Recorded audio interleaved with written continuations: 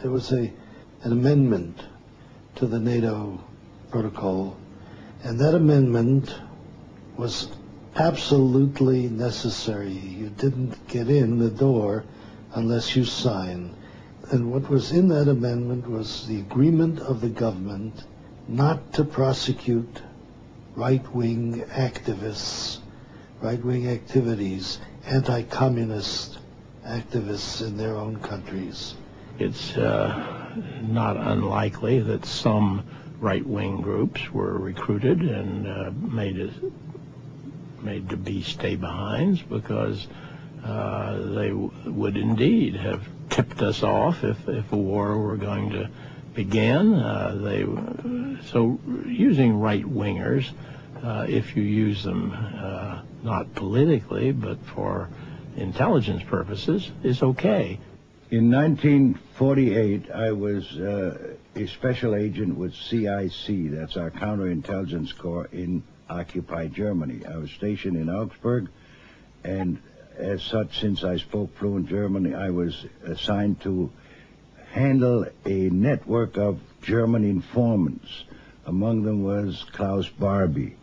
And Klaus Barbie was, later on, I discovered that he was wanted for murder by the French, and that I reported this to my superiors, and they told me to keep nice and quiet. He's still valuable. When he's no longer valuable, we'll turn him over to the French. I thought that I was going to get a promotion when I told them about Barbie, and they told me to keep quiet. Colonel Gunther Bernau was an agent, an informant working for the military intelligence in Stuttgart. We had provided him a home, a safe house in Ludwigsburg, and there I met him 3 times a week, and he brought us information about communists and whatever we wanted to hear, he told us. He was certainly a very strong Nazi. I sat in his office one day and opened his album of pictures from the war, and in the middle of the album it showed a nice picture of Adolf Hitler. Several other high-ranking SS officers who came to visit him in his safe house that we had provided.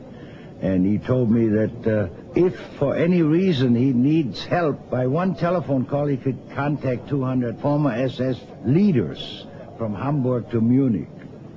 I remember him taking me to one particular spot which we uncovered and dug it out, and there were rifles, small arms, grenades, all nicely wrapped in cosmoline, and he said, we have thousands of these all over the country.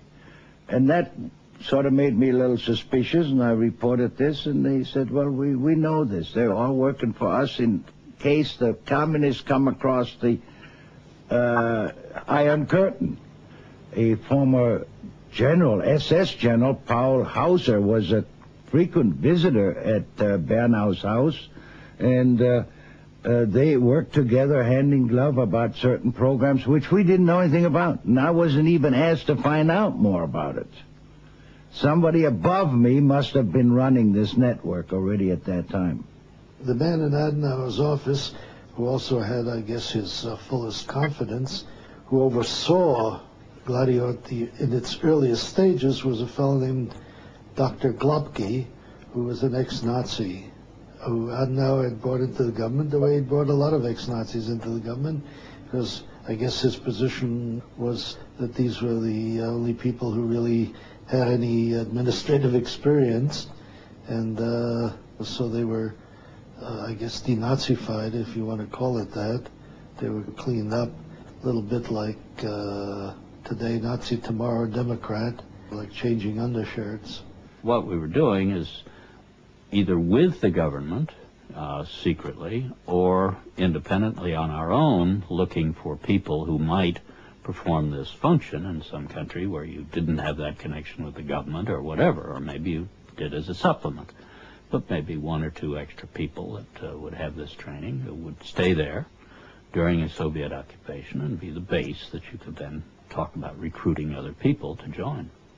There was documentary material when Colby was station chief in Stockholm that he had been in touch with former Swedish volunteers in the Nordic legions of the SS, the Waffen-SS, and people who later came to be known, I guess, as Sveaborg, that he was recruiting these people. The first scandal connected to the stay-behind groups broke in 1952 with the discovery of assassination teams linked to the Bundesdeutsche Jugend. In all those countries, some elements of the social democratic or socialist parties aligned themselves with the communists into so-called national unity parties or socialist unity parties. The presumption was that should the Soviet army make a move toward the West, they would try to build some kind of a German puppet government in the German territory which they would occupy. The Bund-Deutsche Jugend was a right-wing political organization loosely affiliated with one of the political parties in the state of Hesse in Germany.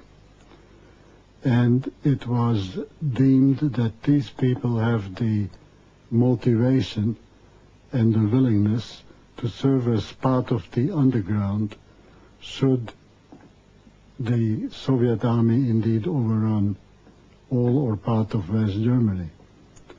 Now, as part of these preparations against that day, somebody's enthusiasm ran away with his judgment, and they drew up a list of German politicians, including many prominent social democrats, who they thought might be the kind of people that the Soviet army would look for in trying to organize a puppet government. When the story broke, there was a considerable flap, and it was deemed desirable that General Truscott should personally explain to the people involved what had happened.